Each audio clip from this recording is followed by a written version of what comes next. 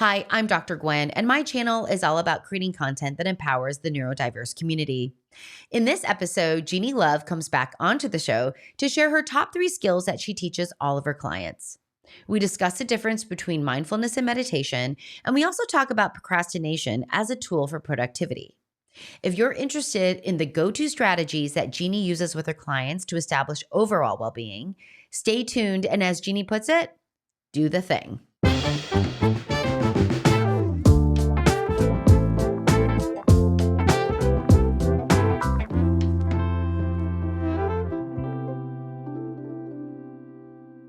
Welcome back, everyone. I have the very esteemed Genie Love, ADHD and autism coach, back on the show. Hi, Genie. How are you? Hi. So great. So great to be back here talking to you. I love this. Yeah, I know. It's so fun. And, you came on the show for the audience that hasn't, heard that episode. Jeannie came on the show to talk about ADHD and autism coaching and what that is. And we kind of got into some of the differences between coaching and therapy. Well, we did a little bit of that. But, I wanted to have you back on the show, Jeannie, to talk about really specific kind of core or fundamental skills, strategies that you really find yourself going back to over and over again with your clients because they make a big difference on well-being. So thank you for coming back on the show so that, the audience can grab some practical strategies, actually. I think that is so helpful. Yeah, I love that because we talked kind of generally last time. And so I'm really excited to get into some very specific actionable strategies for Yeah, this. that's awesome. recording. Okay, I'll let you start us. You want to launch us? Sure. So the first one that I want to talk about, and I am sure that this is something that I brought up in the last one, our last conversation, which is mindfulness. And I think it's really just envelops my whole program. And I'm going to read you a definition. I'm going to read you a part of a definition now, and then we'll come back to it a little bit later. But this comes from the Greater Good Science Center out of Berkeley. And this part of the definition is mindfulness means maintaining a moment by moment awareness of our thoughts, feelings, bodily sensations, and surrounding environment through a gentle, nurturing lens. So, what I love about that part of the definition is the moment by moment awareness.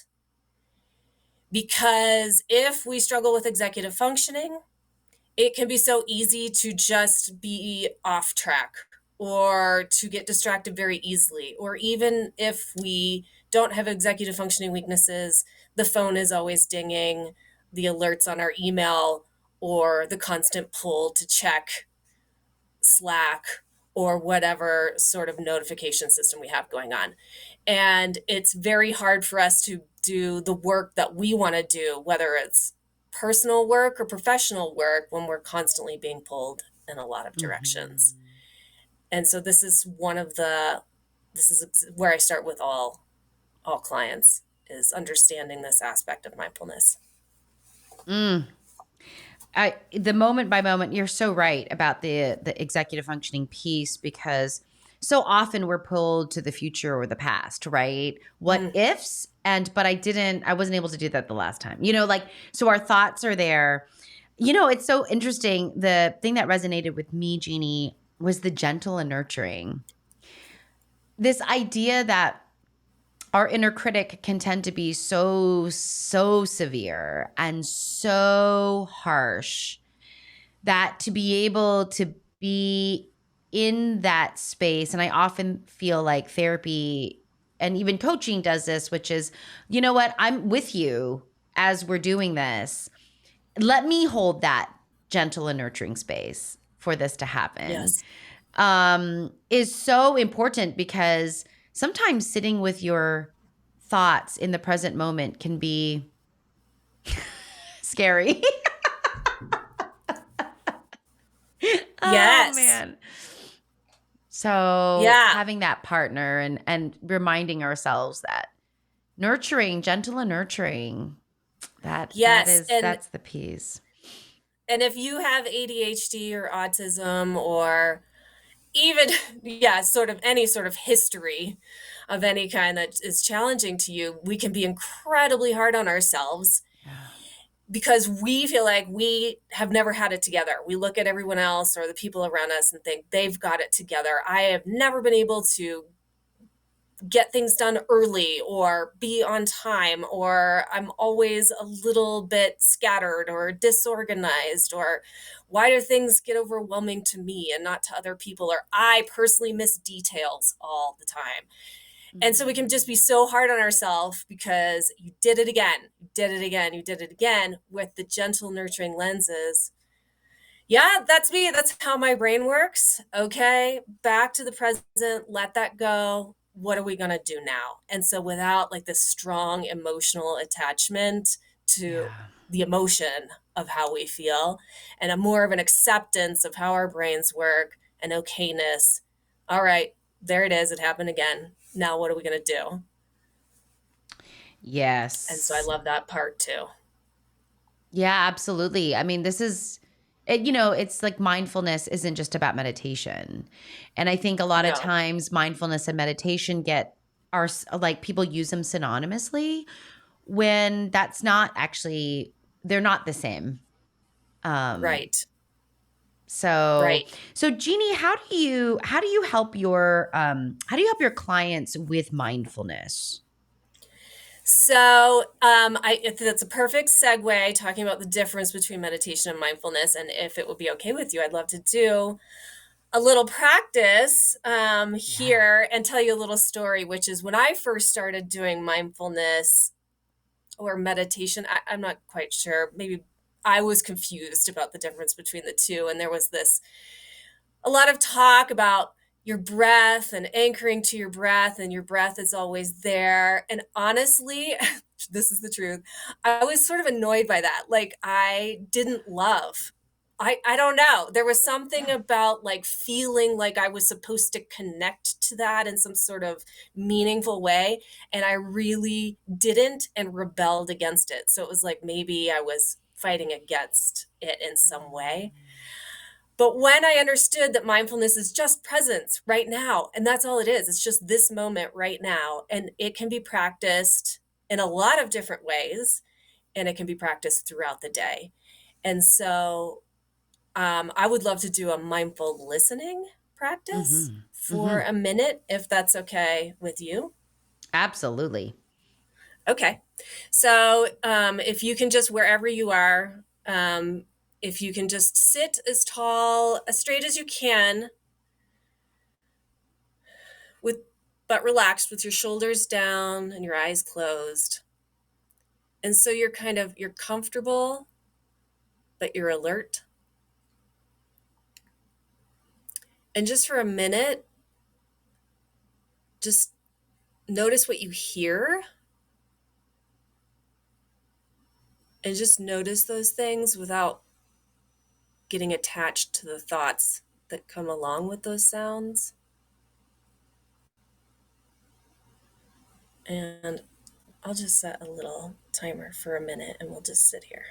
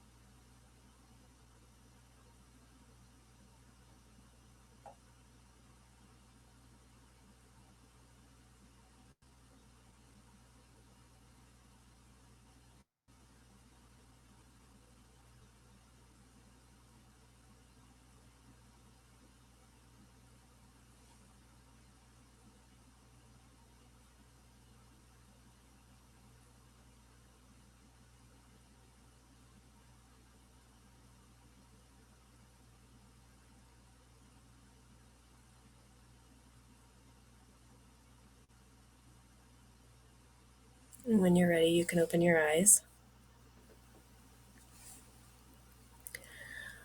What I love about this practice is okay, especially for me, because I feel like, I want to have an interesting conversation with you. So my mind starts to drift to what am I going to say next? Where am I going to go next? And it's this practice of letting go of that and coming back to listening and coming back to the present. So that's really what this practice is. If you can do it, I think 2 to 3 minutes, several times a day, if you can practice that, where you just still focused on one sensation. It can be your breathing, it can be listening, it can be some other things. And when your mind wanders, you take control of it and you say, no, worrying about what I'm going to say next, that's the future, as you said. I'm going to come back to now, which is just enjoying this moment of focusing on one thing. And Mhm. so that is what I encourage my clients to do 3 to 4 times a day in the beginning, to just practice, practice, practice. It's a muscle. Like, I feel like it's definitely a muscle. And I always find that practice to be quite insightful for the way my brain works because I start off really strong and then, I kind of do this leapfrogging from one thought to another. They're all related and they're all connected, but they're definitely not in the moment. And that the practice is really to guide yourself back to the moment. And I think that and it's natural. It's a normal. Our brain's supposed to be thinking and our brain's supposed to be making meaning. And so it is its natural tendency to do that. So to be able to just see where Yes. you go, I think it's a very curious exercise actually, as well. Yes. Yeah, that's so there's the gentle nurturing lens. Like be okay with that. See what happens. Hmm. The goal, this is where I was confused in the beginning. I think a lot of people are. The goal is not to have no thoughts. Because Right. as you said, that is what we naturally do.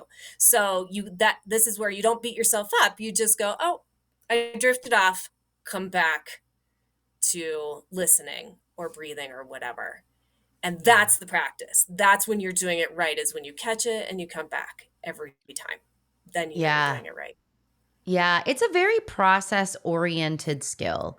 And I love process oriented skills versus like outcome oriented skills. It's like it isn't that the outcome is supposed to be X per se.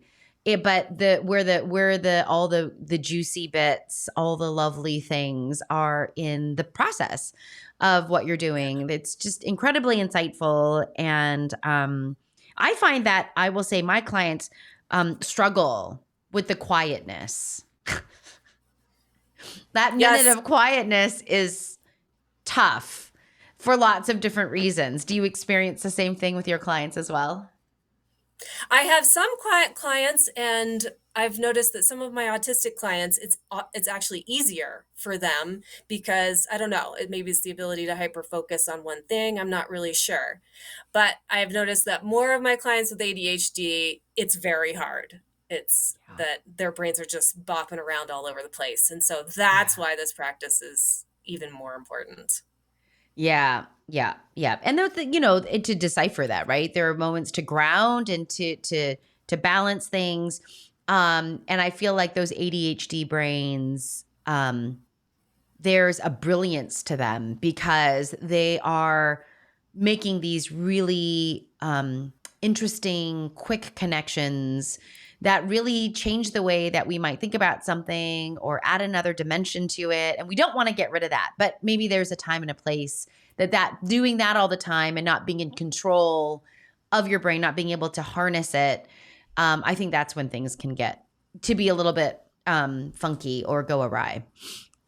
Absolutely. I agree with that 100% because they just, yeah, yeah, I love that. The creativity, the problem solving, the seeing Mhm. things that other people don't see is amazing. But then also, you want to be able to quiet it down every Yeah. once in a while just so Yeah. you can like take a breath and quiet the noise, as my clients often say, that's Yep. in their brain. Yep. Turn the volume down on those things. Yes. Absolutely. Love Mhm. it, Jeannie. Okay. So, Jeannie, mindfulness, that's one of your core skills, one of your fundamentals out of the gate.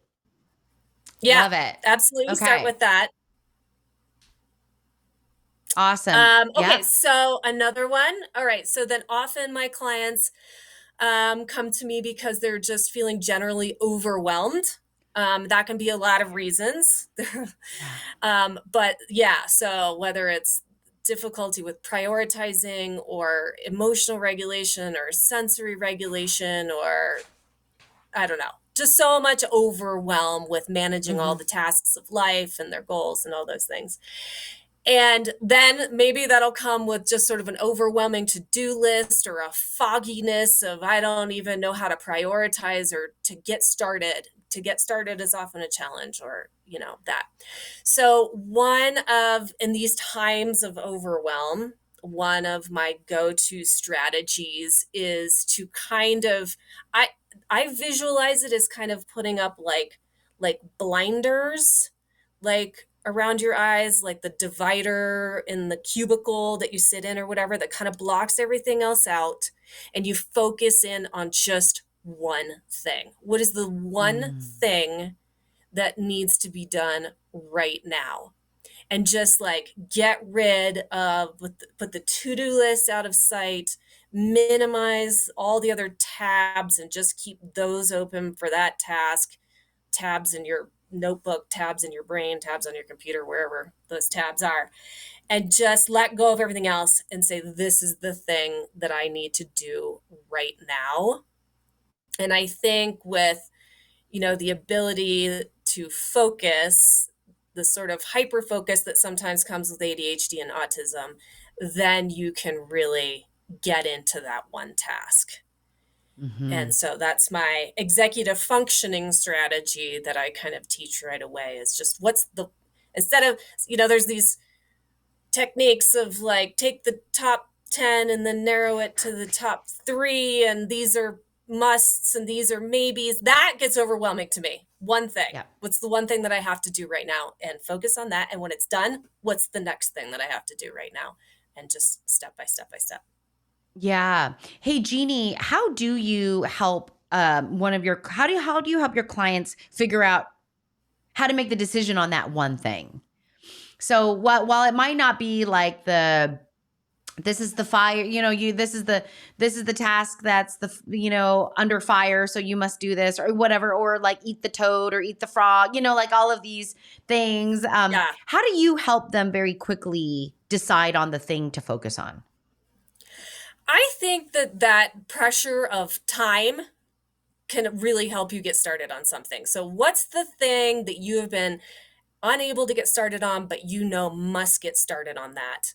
Yeah. And it comes along, actually, there's a secondary strategy that I teach that goes with this. And so it might be the thing that you've been struggling to get started on, and now you have to get started on it. And so then the secondary strategy that comes with that is do the thing or do nothing. And so that this is the thing that I have to do. So get rid of everything else, all the other distractions. Everything's got to go. If you have to stand at a whiteboard and do this thing or with a notebook and a pencil, I'll get rid of the technology whenever I'm struggling to get started on something. And I'll work on a Yeah. notebook with a pencil. I love a pencil and an eraser. And just like, this is it. I can either do this thing or I can do nothing. And that's okay too. Sometimes you just need to be still and to do nothing and let your thoughts just sort of wander. But I can't check my email. I can't respond to that text message. I can't do anything else. That's it. I have this one task where I can do nothing, and that's okay too. So those Mm-hmm. kind of go together, like for me to help you prioritize. Like, what's the thing that's been holding you up that you absolutely must get started on? Let's get started on it. If you're really struggling, that's the only task you have to do or nothing. Yeah, that's great. I mean, I often see and find that my clients have a difficult time with decision making for lots of different reasons. And so this kind of finding the priority through like what have you been putting off? What do you know needs to be done? Because there is that external deadline or external time pressure on this.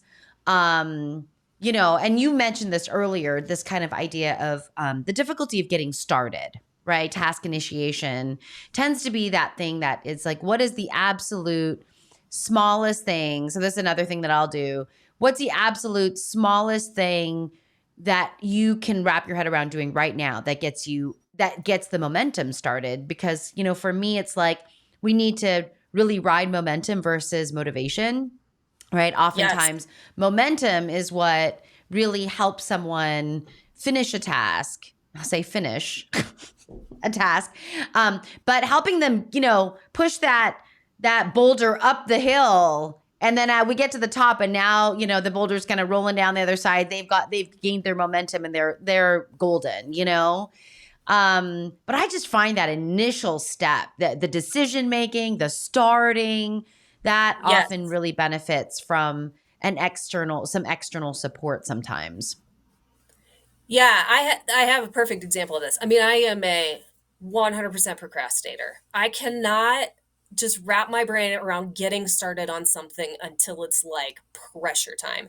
And I have a Yeah. workshop that I'm hosting at the end of the week, and it's like, so today is Monday. It's like, oh, now I really have to like start to put the outline together and the slides together. Like, I don't have a choice. Like, it's coming. Yeah. And so I was sitting down this morning, and it's like, okay, I must give some thought to this because it's in a few days. And then the thoughts just flow. I had my pencil, I had my piece of paper, and I was like, I will sit here, I will do the thing, or I will do nothing. I will sit here, I will think about this workshop. And then suddenly the outline just flowed out. And Yeah. so I think this maybe goes back to the gentle or nurturing lens of your brain. Like, I couldn't have come up with this 2 weeks ago. My brain would not be that creative until the pressure is there. So now I'm going to take advantage of that. I actually even left my calendar wide open, knowing I was going to run into this. So I'm going to be okay with my brain. I'm going to use my brain the very best that it works, and then just allow it to flow because I know that it will. So then there's that acceptance of how your brain works, and then just run with that. Find a way to use it to your benefit. That's phenomenal. I mean, I think the piece that you blocked out time, knowing that your brain Yeah. works with this, is so insightful because it is a full leaning into the way your brain works. And I've always seen procrastination as a tool. I know that procrastination's usually gets a bad rap because it's this wait to the last minute, then the work isn't done in the way that you might imagine, blah blah blah blah. But for your workaround was that you scheduled time knowing your brain works in that way. And so because you did, and kind of your own threshold for comfort on timing, everyone has a different Yeah. threshold for timing on that. You're not going to be putting out a product that you're not going to be proud of because you've fully accepted the way your brain works and you're giving yourself time to do that. So I love that. That's phenomenal. That's great. That's great, Genie. Yep. Yeah. Overwhelm. I, Overwhelm is huge. Managing overwhelm is wow. so much. So much. I mean, it's such a theme of the work for sure. For sure. Okay. So we've got Yeah. mindfulness. We've got kind of visualizing and getting into the one thing, right? Yes. All right. Yes. What's another one, Jeannie? Okay. So then another aspect of my program is mental fitness. This, I'm going to read the second half of my definition of mindfulness from the Greater Good Science Center. Mindfulness also involves acceptance, meaning that we pay attention to our thoughts and feelings without judging them, without believing, for instance, that there's a right or wrong way to think or feel in a given moment. When we practice mindfulness, our thoughts tune into what we're sensing in the present moment rather than rehashing the past or imagining the future. And so I have this aspect of my program called Positive Emotional Intelligence and Mental Fitness. It's actually a curriculum that this other man has written. You can Google positive intelligence, but I get to offer the program because I've been trained in the program. And what I love about this is that it acknowledges this character, this negative character in our brain, which Shirzad Shamin, that's the name of the man who wrote the program, he calls the judge. And the judge is like oversees all the negative thoughts that we have. And we judge ourselves, we judge other people, and we judge the circumstances or the situation that we're in. And so I love this aspect of the program because it sort of brings it all together and helps to let go of the negative thinking about ourselves or the blaming of others or the situation that we've been carrying for a really long time. And it involves mindfulness in that those are thoughts, they're not necessarily real. They're thoughts that we've carried with us for a really long time about who we have been presented to be or told we are by school or by previous employers or by our family, and to acknowledge that those are judgments and maybe not real. And by doing mindfulness, we can let go of those and come back to the present, which is I'm okay. This is okay. And we're just going to keep moving forward. Mm-hmm. Does that make sense? Yeah. I mean, kind of going back to our being our own worst critic or having this judge who is like the judge, jury, and the executioner all at the same time, I guess, Yes. how difficult it is to crawl out from under that. I think sometimes, there's I think this is a Mark Twain saying, actually, or maybe I borrowed it from him, but the idea of like, you don't have to believe everything your brain thinks, Yeah. right. And again, like our brain is there to make meaning and it pulls from our experiences. And so it makes sense that it goes to those places. And the question is, how can we let go of those or create a create a new moment for ourselves by trusting in ourselves? And so this it's almost like you're, Jeannie, on all of these, it's almost like you're rewiring reflexes. Like, Yes. Yeah. right? Like these Reflexive very, thinking. yeah, like these kind of natural, easy places, almost reflexive places that we go to. Yeah. I like when I first heard of what neuroplasticity is and the fact that you are still growing connections in your brain and that you can grow and rewire new pathways in your brain, I was like, this is the most amazing thing I've ever heard. That means that I can change the way I think about things or the way I view things or the way I think about myself or all these things. Like I can change that. And I was like, that is amazing because I don't want to feel hardship and negative thinking all of the time. And of course, let's be clear, I definitely still carry a lot of that. That's, it's the, as you said, a process to redo this. But man, it just gives you such a different outlook on life when you have a choice about how you respond to Mm, what's happening to you. mm, And I mean, that's what I'm trying to do. I'm trying to take the emotional, reflexive response and give myself a choice in how I respond. And so yeah, that's really, it's like, so then the whole program is kind of like these tools, these executive functioning tools, mindfulness as a tool, but then this sort of mental fitness brings it all into a beautiful mental health, I don't know, package. yeah.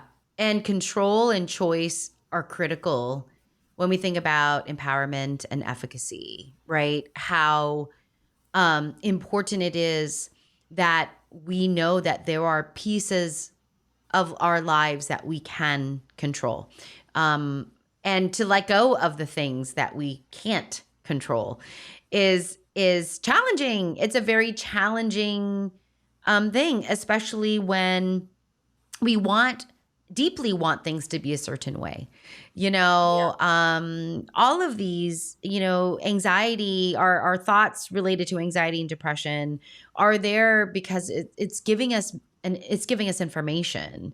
And so to be able to see it or be curious about why we feel a certain way or what thoughts we're having, and to be observers in that really, I Yes. think, empower us to make feel like we have more control in our lives, especially obviously over the things we can control.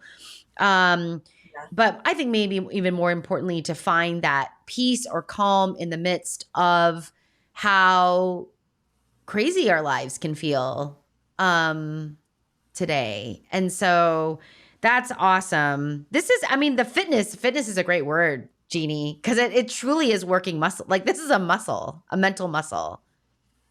Yeah, and it's that another aspect of this is that maybe likely tried so many strategies or techniques. You've seen all the YouTube videos or the TikToks about all the hacks or whatever, and in order to be able to make them stick, like that's the hard part, and that's the fitness Yeah. part, is that it takes exercise, as you said, to strengthen the muscle.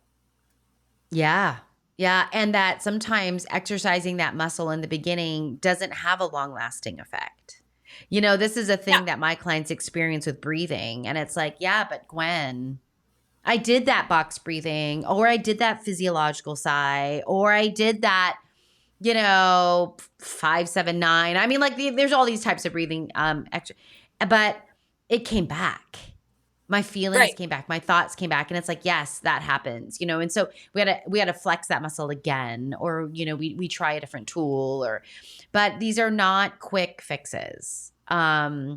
These are long-term strategies that kind of lead to your overall well-being. And so I think this kind of idea of the difference between having a vitamin and a painkiller, working on some of these things are vitamins, right? Like they help us feel good, and some of these are painkillers. Like when we're talking about breathing, sometimes like we're breathing because we are distressed, and so we we Yes. we want to reduce that discomfort, we want to reduce that suffering. So this is important to have, just as your foundation, Yeah. as your fundamentals. Yeah.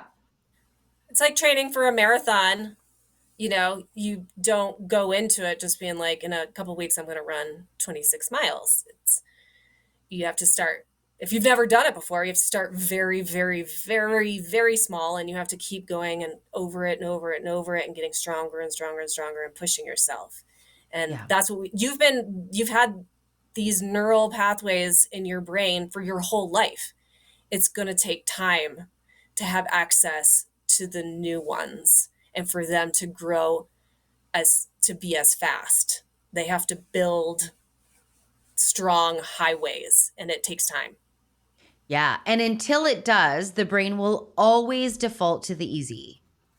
The, Correct. the brain is wired that way. It wants to be as efficient as possible, so it leaves room for other things. And so don't give up on it. Let those new neural connections be equally as strong or even stronger, and then the brain will start to rely on those. But there is that transition period. I love that analogy of the marathon. How often, Jeannie, do we have the people who don't train for the marathon go run the marathon, and then they're injured and out for weeks or months? That happens Yes. as I well. mean, yeah. I mean, I'm not, yeah.